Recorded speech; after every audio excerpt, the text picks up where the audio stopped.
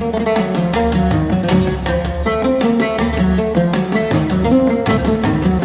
hamdalillah nahmaduhu wa nasta'inuhu wa nastaghfiruh wa na'udzu billahi min shururi anfusina wa min sayyiati a'malina may yahdihillahu fala mudilla lahu wa may yudlil fala hadiya lahu.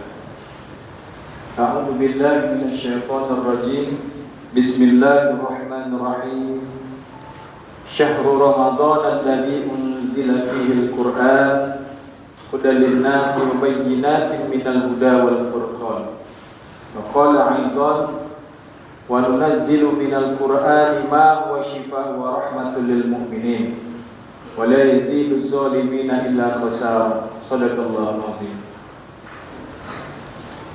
Jamaah duha yang dirahmati Allah Subhanahu wa taala. Alhamdulillah, pada kesempatan yang berbahagia ini, pagi yang penuh dengan keberkahan, disaksikan oleh para malaikat Allah Subhanahu wa taala. Kalimah yang paling utama yang kita ucapkan sebagai rasa syukur kita kehadirat Ilahi Rabbi adalah kalimah-kalimah tasbih, tahmid dan tahlil, serta takbir memuji keagungan Allah. Subhanallah walhamdulillah wa la ilaha illallah wallahu akbar. Karena ridho dan rahmat dari Allah Subhanahu wa taala, kita dapat berkumpul hadir di rumah Allah yang mulia ini, di masjid yang kita cintai ini, dalam rangka melaksanakan sholat duha, kemudian mendengarkan tausiah tegar. Mudah-mudahan dengan niat ikhlas kita langkahkan kaki ke rumah Allah ini, senantiasa kita mendapatkan keberkahan dan keridhaan dari Allah Subhanahu wa taala. Jamaah salat duha yang dirahmati Allah Subhanahu wa taala, adapun kaji kita pada kesempatan pagi ini adalah, sudah kenalkah Anda dengan Al-Qur'an? Kalaulah pertanyaan ini disampaikan kepada kita, jawaban kita apa Pak Bu? Pasti sudah kenal. Namun sejauh mana kita mengenal Al-Qur'an tersebut? Apakah kita sudah tahu Al-Qur'an itu isinya apa? Kapan turunnya? Gimana sejarahnya? Kemudian apa sih manfaat Al-Qur'an itu bagi kehidupan manusia? Inilah yang insya Allah kita sama-sama belajar, sama-sama nanti menyaksikan slide yang kami buat. Karena begitu pentingnya ternyata Al-Qur'an ini, sampai di dalam Al-Qur'an itu banyak sekali tentang pentingnya kita mempelajari Al-Qur'an. Di mukadimah kami bacakan firman Allah surah Al-Baqarah 185. Syahrul Ramadan alladzi unzila fihi al-Qur'an. Sesungguhnya telah datang bulan Ramadan yang di dalamnya telah diturunkan Al-Qur'an. Untuk apa? Hudal linnas, sebagai petunjuk hidup manusia. Kita saja Bapak Ibu yang dirahmati Allah, bekerja ini tanpa ada buku petunjuk kita tidak akan bisa bekerja. Ada buku petunjuk, ada buku petunjuk teknis dan lain sebagainya, ada protap dan lain sebagainya. Itulah sebagai panduan kita bekerja. Di dalam kehidupan kita sebagai insan yang beriman juga kita perlu buku petunjuk, yaitu Al-Qur'an. Hudal linnas, petunjuk untuk seluruh manusia. Wa bayyinatin minal huda wal furqan, dan penjelasan-penjelasan tentang petunjuk itu. Jadi sudah ada penjelasan-penjelasannya di dalam Al-Qur'an. Wal furqan. Wal furqan ini disebutkan artinya adalah pembeda mana yang hak dan yang mana yang batil. Nah, inilah kita bisa melihat bahwa nanti di dalam Al-Qur'an itu banyak hukum Islam yang membedakan halal dan haram. Kemudian di surat Al-Isra juga disebutkan wa nunazzilu minal Qur'an ma huwa shifa. Allah turunkan Al-Qur'an itu sebagai syifa, sebagai obat. Nah, ini Bapak Ibu yang dirahmati Allah. Nah, ini sebenarnya sebagai obat ini bukan saja jasmaniah tapi rohaniah. Jadi kalau seandainya kita sedang galau, kita sedang sedih, kita sedang kecewa, bacalah Al-Qur'an. Karena janji Allah, Al-Qur'an akan bisa mengobati hati kita yang sedang sedih, yang sedang stres, yang sedang galau dan lain sebagainya. Kenapa kita mau bertindak kepada hal-hal yang negatif? Kenapa? Tidak ada nur Al-Quran di dalam hati kita. Makanya Allah sebutkan bahwa syifa wa rahmah lil mu'minin, dan selain obat penyembuh, dan dia menyebar rahmat, memberikan rahmat kepada orang-orang yang beriman. Nah, itu dia. Jadi menyebarkan rahmat kepada orang-orang beriman. Jadi selain Al-Quran obat hati kita yang obat rohani juga memberikan rahmat ke dalam diri kita dan keluarga kita apabila kita mau mempelajari Al-Quran. Bapak Ibu jamaah yang dirahmati Allah, coba kita bacakan tentang sejarah singkat tentang turunnya Al-Quran. Jamaah muslimah rahimakumullah, mari kita mengenal sedikit tentang sejarah Al-Quran. Sebagai umat Islam, kita pasti sudah tahu bahwa Al-Quran merupakan kalam Allah Subhanahu wa Ta'ala yang memiliki keistimewaan dari kitab-kitab yang lainnya. Jadi kita juga percaya kepada kitab-kitab yang lainnya seperti Taurat, Zabur, dan Injil. Tiga-empat kitab ini yang dibawa oleh para nabi sebelumnya disempurnakan di dalam Al-Quran. Tapi sudahkah kita mengetahui bagaimana sejarah diturunkannya Al-Quran? Kurang rasanya jika kita hanya sekedar membaca dan menghafal saja tanpa mengetahui sejarah Al-Quran. Karena Al-Quran pedoman hidup kita, supaya kita cinta sama Al-Quran, bolehlah kita belajar dan tahu betul tentang bagaimana sejarah Al-Quran. Syekh Muhammad bin Saleh Al-Utsmaini menjelaskan bahwa Al-Quran adalah bentuk kata infinitif atau masdar di dalam bahasa Arab. Dasar katanya adalah qara'a, yang bermakna membaca atau mengumpulkan. Sedangkan menurut terminologi Al-Quran adalah kitab suci yang berisi firman atau wahyu Allah Ta'ala yang diturunkan kepada Nabi Muhammad SAW sebagai mukjizat. Sebagai mukjizat melalui perantara malaikat Jibril. Dan Al-Quran terdiri atas 114 surah dan dibagi menjadi 30 bagian atau 30 juz, dan ayatnya sebanyak 6.666 ayat. Ini yang harus kita ketahui Bapak Ibu yang dirahmati Allah.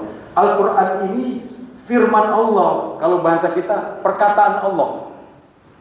Firman yang suci atau perkataan Allah yang dibawa oleh malaikat Jibril alaihissalam melalui perantaraan Nabi Muhammad SAW. Disampaikan kepada Nabi Muhammad di mana?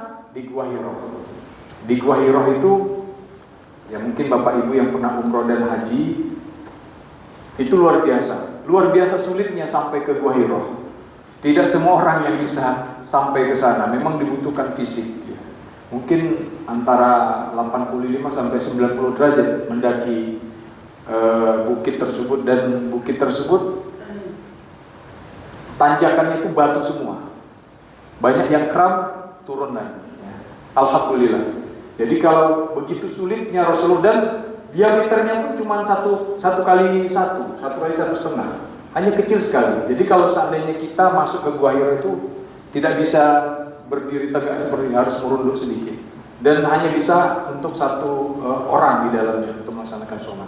Begitulah kalau kita melihat Gua Hiro, kita menangis begitu Rasulullah SAW perjuangan beliau untuk menegakkan menerima wahyu yang pertama yang disampaikan oleh malaikat Jibril. Nah ini tadi jangan sampai kita lupa bahwa surah Al-Quran itu ada 114 surah, ada 30 juz dan 6.666 ayat.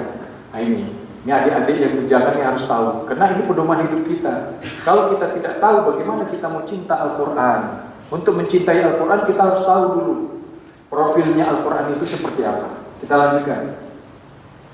Allah Subhanahu wa Ta'ala menurunkan Al-Quran sebagai satu mukjizat yang membuktikan kerasulan Nabi Muhammad dan keberadaan Allah Subhanahu wa Ta'ala dengan segala sifat-sifatnya yang sempurna. Membaca Al-Quran dan menghayati serta mengamalkan adalah satu bentuk ibadah. Ia merupakan kitab panduan hidup manusia dan referensi utama umat Islam di samping sunnah Rasulullah. Jadi sangatlah merugi bagi manusia yang tidak kenal dan tidak paham dengan Al-Quran Padahal Al-Quran lah yang akan menyelamatkan kita dari azab dunia sampai azab akhirat. Ini Bapak Ibu yang menyelamatkan kita, Al-Quran. Oleh karenanya kami menghimbau kepada diri pribadi yang belum bisa baca Al-Quran, belajarlah. Jangan sampai wafat kita tak bisa baca Al-Quran. Menyesal kita Bapak Ibu yang dirahmati Allah. Belajar, karena guru sekarang banyak. Guru online juga sudah ada. Secara online, belajar secara online juga bisa. Belajar offline banyak, guru sekarang bertabur. Mau kita undang segala macam bisa. Ini kesempatan kita untuk mempelajari Al-Quran. Jangan sampai kita meninggal dunia tidak bisa baca Al-Quran. Di dalam sebuah hadis sahih dari Abu Umamah Al-Bahili, Rasulullah SAW bersabda, bacalah Al-Quran, maka sesungguhnya dia akan datang di hari kiamat memberi syafaat, menyelamatkan kepada pembacanya. Jadi Al-Quran itu bisa memberi selamat kita, Pak. Di yaumul kiamat nanti, di alam barzah itu, dialah yang menemani Al-Quran yang menemani dan menyelamatkan kita. Rasulullah SAW bersabda di dalam hadis yang lain, siapa saja yang membaca Al-Quran, lalu ia menghafalkannya dan menjaganya, niscaya Allah akan memasukkan ke dalam surga dan menjadikannya dapat memberikan syafaat kepada 10 orang dari kalangan keluarganya, meskipun semua telah ditetapkan masuk ke dalam neraka. Hadis riwayat Subhanallah. Jadi orang yang mempelajari Al-Quran, menghafalkannya, bisa nolong 10 saudaranya Bapak Ibu yang dirahmati Allah. Bisa ditolong. Walaupun tadi disebutkan, walaupun mereka merupakan penghuni neraka, bisa diselamatkan 10 orang. Ini kan luar biasa, jamaah yang berbahagia. Makanya kita persiapkan anak-anak kita untuk menjadi penghafal Al-Quran. Mana tahu kita ibadah kita tidak sehebat, tidak sesempurna mungkin, tidak banyak kekurangannya. Dari kekurangan itu, anak-anak kita lah nanti yang bisa menyelamatkan kita di dalam surganya, masuk ke dalam surganya Allah Subhanahu wa Ta'ala. Nah, ini skema turunnya wahyu Al-Quran dari Allah Subhanahu wa Ta'ala ke Lauhul Mahfuz, kemudian langsung ke Baitul Izzah, langit dunia.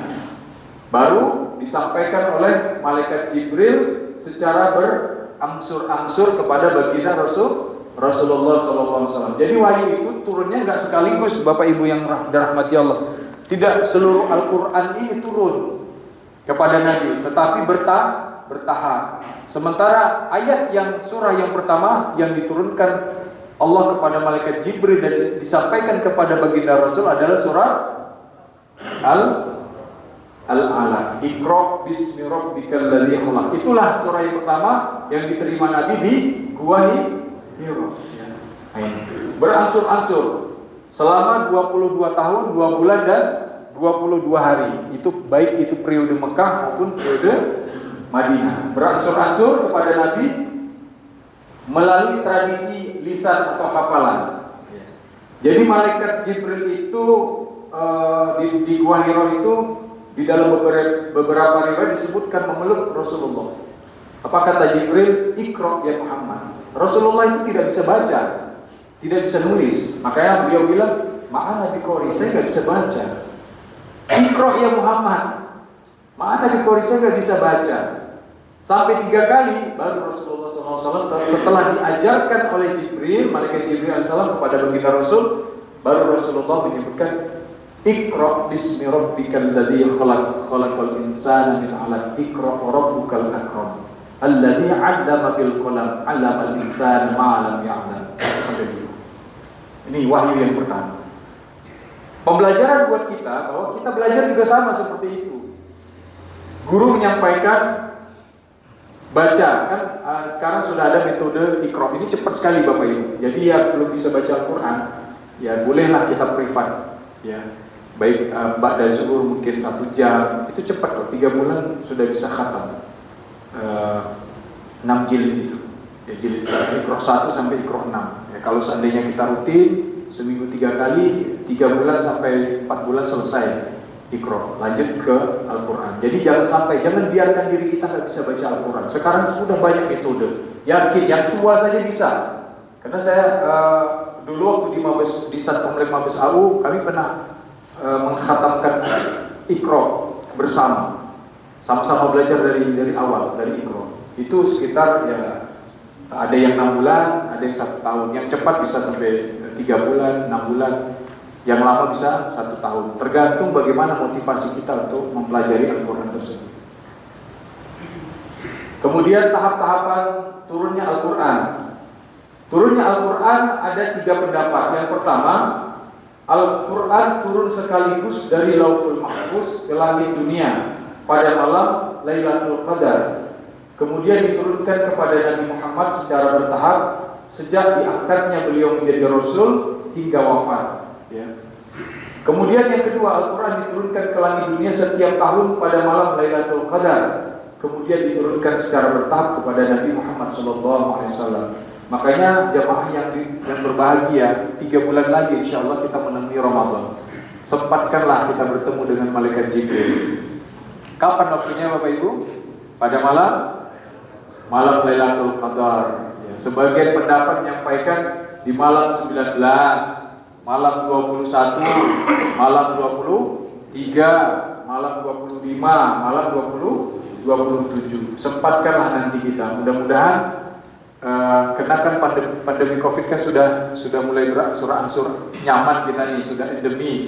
Kita bisa sempatkan. Kalau di tahun yang lalu masih parah-parahnya endemi, ada yang bilang, Pak, kapan kita bisa sholat berjamaah lagi, kapan kita bisa ngaji lagi. Sekarang sudah, Pak, sudah kita buka pengajian, kita buka kegiatan-kegiatan agama. Kok nggak datang juga? Kok nggak ramai juga? Gitu. Kita buka kajian juga setiap subuh di Masjid As-Sakinah.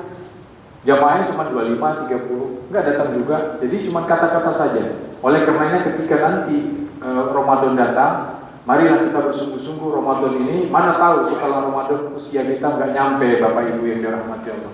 Nggak sampai kita ke Ramadan tahun berikutnya dipanggil oleh Allah. Nggak ada persiapan kita untuk menghadap Allah. Oleh karenanya kesempatan kita bertemu dengan Malaikat Jibril itulah di malam Lailatul Qadar. Nah, ini keterangan Al-Quran. Al-Quran itu disebut juga Al-Furqan. Jadi nama lain dari Al-Quran adalah Al-Furqan juga. Jumlah ayat ada 77 yang diturunkan. Kemudian diturunkan melalui perantaraan Malaikat Jibril 50 ayat. Surahnya Al-Mursalat. Kemudian Al-Quran yang diturunkan untuk difikirkan ada 45 ayat. Agar manusia berserah diri dan seterusnya. Ini pembagian berapa jumlah turunnya ayat surah yang diterima oleh Nabi dari Malaikat Jibril alaihissalam. Ini Bapak Ibu ya, jamaah yang dirahmati Allah, apa sih manfaat Al-Quran sebenarnya? Syafaat Al-Quran Al-Karim. Yang pertama, Al-Quran menjadi tameng dari siksa kubur. Di dalam sebuah riwayat, Amr bin Murrah menjelaskan Al-Quran akan melindungi pembacanya dari siksa kubur. Diriwayatkan jika manusia masuk ke dalam kubur kemudian muncul semburan api sebagai siksa kubur yang akan melumatkannya dari berbagai arah, maka Al-Quran datang untuk menyelamatkannya. Ini kesempatan kita Bapak Ibu yang dirahmati Allah. Azab kubur tidak main-main, jamaah yang dirahmati Allah. Ketika Rasulullah SAW bersama dengan sahabat, Rasulullah itu bercerita tentang kematian, bercerita tentang alam kubur dan kiamat. Itu satu pun tidak ada yang tersenyum dari sahabat. Mereka menangis karena mereka yakin apa yang diucapkan Rasul itu akan terjadi. Begitu juga kita, walaupun kita tak bertemu dengan Rasulullah, tak bertemu dengan para sahabat, ketika iman kita yakin terhadap hadisnya Rasulullah, pesan-pesan Rasulullah kepada kita pun harusnya sama. Kita bersedih dan takut betul akan azab kubur. Ini bakal terjadi Bapak Ibu yang dirahmati Allah. Kalau kita tidak persiapan dari sekarang, menyesal kita nanti. Kemudian yang kedua, mahkota bagi orang tua. Orang tua memiliki kewajiban terhadap anak-anaknya antara lain mengenalkan Allah dan Rasulnya serta mengajarkan Al-Quran. Bagi orang tua yang memiliki kepandaian membaca Al-Quran, wajib mengajarkannya kepada anak-anaknya dan membimbingnya bersahabat dengan Al-Quran. Namun bagi orang tua yang tidak mahir atau tidak mampu membaca Al-Quran, wajib menitipkan anak-anaknya kepada lembaga pendidikan yang menyelenggarakan pembelajaran baca tulis Al-Quran. Karena mengenalkan Al-Quran adalah kewajiban yang mutlak dipenuhi oleh setiap orang tua. Kalau kita mampu ngaji Bapak Ibu, kita bisa ngaji, ajarkanlah walaupun satu ayat. Balighu anni walau ayat. Sampaikan satu ayat tentang keimanan, tentang Allah, kenalkan Allah dan Rasulnya kepada anak-anak kita. Kalau kita tidak mampu, titipkanlah kepada ustadz, kepada pondok-pondok pesantren, kepada madrasah, rumah tahfiz, titipkan supaya dia dikenalkan tentang Allah dan Rasulnya. Kemudian memberi syafaat 10 anggota keluarga. Ini tadi sudah ya. Satu orang hafiz Quran bisa membawa 10 kerabat masuk ke dalam surga. Jadi anak-anak kita yang menghafal Al-Quran, Bapak Ibu, insya Allah bisa menyelamatkan 10 kerabatnya. Ya walaupun sudah divonis akan masuk ke dalam neraka, menyelamatkan 10 keluarganya. Kemudian penentu derajat di surga. Ayat-ayat Al-Quran ibarat anak-anak tangga yang akan mengantarkan pembacanya kepada tangga tertinggi di sisi Allah. Keindahan suara bacaan Al-Quran di dunia akan mengusik perhatian Allah Subhanahu wa taala dan memunculkan kerinduan untuk mendengarkan kembali di surga. Inilah yang menjadikan Allah Subhanahu wa taala memerintahkan pembaca Al-Quran untuk naik ke tangga kemuliaan hingga mencapai anak tangga sesuai dengan akhir ayat yang dibacanya di dunia. Semakin bertambah ayat yang dibaca, semakin tinggi pula anak-anak tangga kemuliaan yang dinaiki. Rasulullah SAW bersabda, dikatakan kepada sahabat Al-Quran, bacalah, naiklah, bacalah dengan tartil sebagaimana engkau membacanya dengan tartil di dunia, karena sesungguhnya derajatmu di surga menurut akhir ayat yang kau baca. Subhanallah. Jadi ternyata orang-orang yang membaca Al-Quran, orang-orang yang menghafal Al-Quran, nanti Allah suruh baca di yaumul kiamah. Nanti di surga nanti disuruh baca, sampai disuruh naik ke tangga-tangga sesuai dengan bacaan akhir dari bacaan yang kita baca. Ini kan kemuliaan. Allah yang memerintahkan kita suruh baca Al-Quran karena kita membacanya di alam dunia. Bacalah Al-Quran dengan bagus, bacalah Al-Quran dengan tartil, hafalkan Al-Quran dengan bagus, hafalkan Al-Quran dengan tartil. Nanti kita akan menaiki tangga-tangga kemuliaan dan Allah yang memerintahkan itu.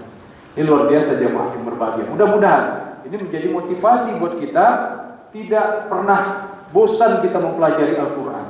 Karena Al-Quran itu, jadi kadang Bu, Bapak Ibu siswa ini sekarang gampang jenuh baca Al-Quran.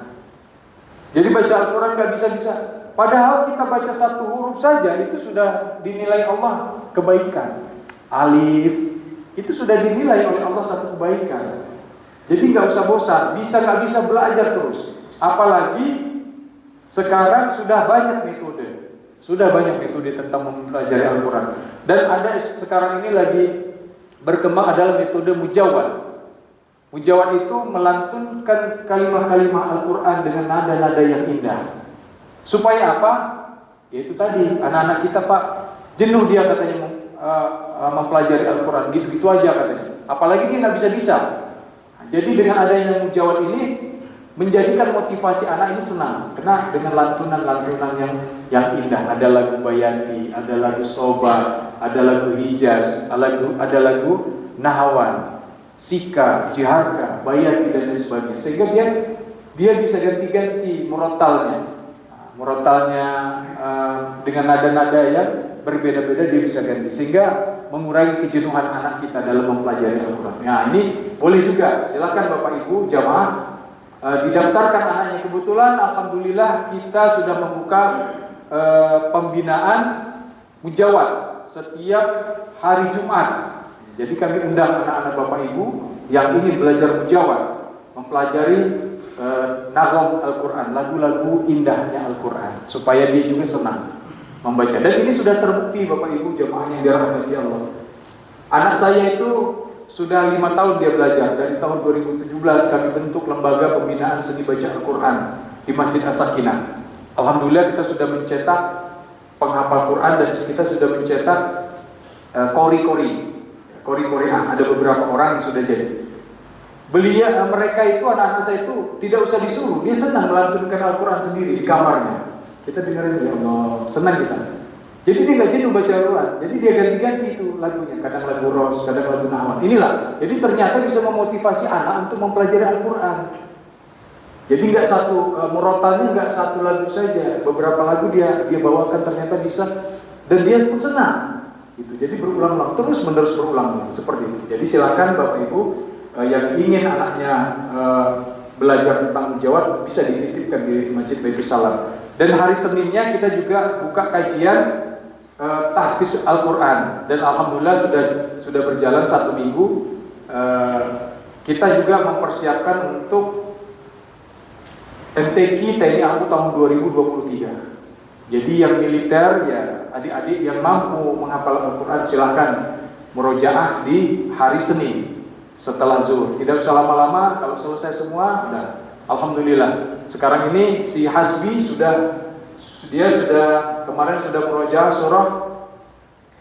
surah As-Sajdah, ya, surah Yasin, kemudian surah Al-Mulk. Ini luar biasa, alhamdulillah. Kesalahannya sangat sedikit.